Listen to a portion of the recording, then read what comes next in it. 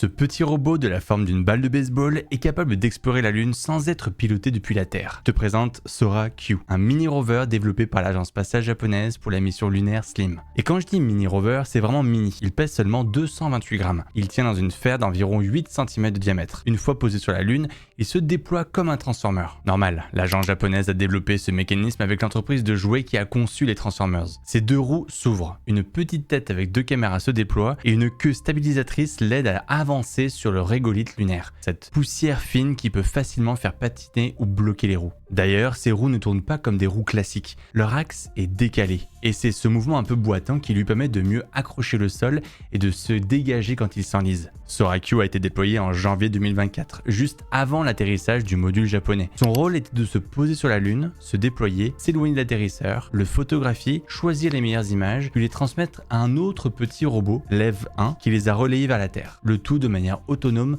sans être piloté depuis la Terre. Comme tu peux le voir, ça a fonctionné, malgré quelques petites pertes de données et d'interruptions de communication, mais c'est quand même pas mal. Ça reste une vraie preuve de concept pour le futur de l'exploration spatiale. Certes, comme il est très petit, ça limite l'aspect expérience scientifique embarquée, mais au lieu d'envoyer un seul gros rover, on pourrait imaginer des groupes de petits robots, chacun avec des tâches simples, mais capables ensemble d'explorer des zones plus vastes ou plus dangereuses, en complément des autres plateformes plus grandes. Abonne-toi pour plus d'actu scientifique.